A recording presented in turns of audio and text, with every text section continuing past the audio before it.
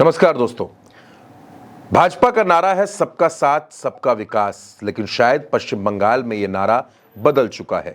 BJP के पूर्व प्रदेश अध्यक्ष और खड़गपुर सदर से चुनाव जीतने वाले दिलीप घोष के एक बयान के बाद यह सवाल उठने लगा है, क्योंकि दिलीप घोष ने कहा कि सबका साथ सबका विकास और अब होगा सबका हिसाब। ये बात कहकर दिलीप घोष ने पश्चिम बंगाल की राजनीति में सरगर्मी बढ़ा दी है।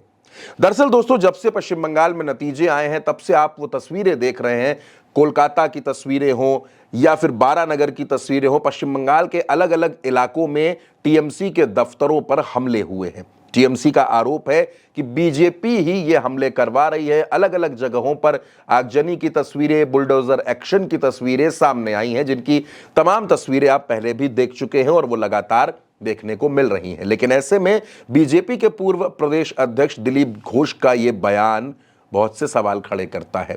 इसके पहले भी दिलीप घोष ने कुछ ऐसा ही बयान दिया था। ममता बनर्जी ने यह कहा कि वो मुख्यमंत्री की पद से इस्तीफा नहीं देंगी, वो लोक भवन जाकर अपना इस्तीफा नहीं देंगी, जिस पर दिलीप घोष ने कहा कि ये तो कुर्सी है, एक दिन दुनिया भी छोड़नी पड़ती है। जब से पश्चिम बंगाल में बीजेपी बहुमत हासिल कर चुकी है, उसके बाद से लगातार बीजेपी के नेताओं के बयान सामने आ रहे हैं। दिलीप घोष का यह कहना कि अब सबका हिसाब होगा, इसको अलग अलग तरीके से देखा जा रहा है। दोस्तों, आप जानते हैं पश्चिम बंगाल में पहली बार बीजेपी बहुमत हासिल कर पाई है।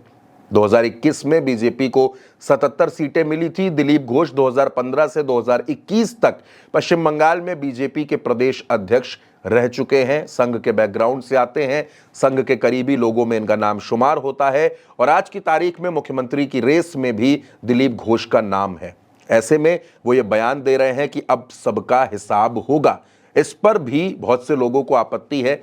टीएमसी के अलग अलग नेताओं की बात करें तो अभिषेक बनर्जी ये आरोप लगा रहे हैं कि अगर दोपहर 12 बजे से लेकर शाम 6 बजे तक जो काउंटिंग हुई उसका सीसीटीवी फुटेज जारी कर दिया जाए, उसके बाद जो भी जनादेश होगा हम उसको स्वीकार कर लेंगे। टीएमसी की सांसद सायोनी घोष है, उनका यह कहना है कि बीजेपी अभी तो सरकार में नहीं आई और पश्चिम बंगाल में अशांति फैल गई है। तमाम तरीके के बयान सामने आ रहे हैं। ममता बनर्जी भी प्रेस कॉन्फ्रेंस कर चुकी हैं और ममता बनर्जी ने कोर्ट जाने की भी बात कही है। ममता बनर्जी ये भी कह रही हैं कि अगर जरूरत पड़ी तो मैं इंटरनेशनल कोर्ट भी जाऊंगी। मैं इन नतीजों को नहीं मानती, क्योंकि 100 सीटों पर लंबा खेल हुआ है, मुझे मारा गया, पीटा गया, भवानीपुर के काउंटिंग सेंटर में मेरे साथ ये व्यवहार हुआ। टीएमसी लगातार नतीजों पर सवाल खड़े कर रही है। उसका यह कहना है कि इस जनादेश को हम नहीं मान सकते, क्योंकि बड़े स्तर पर खेल हुआ है। अब क्या खेल हुआ है, क्या खेल नहीं हुआ है, वो टीएमसी वाले बेहतर बता सकते हैं दोस्तों। लेकिन दिलीप घोष का जो बयान है, बीजेपी के पूर्व प्रदेश अध्यक्ष दिलीप घोष जो बयान दे रहे हैं, वो अपने आप में कई सवाल खड़े करता है। आखिर किसका हिसाब करने की बात हो रही है और कैसा हिसाब करने की बात हो रही है?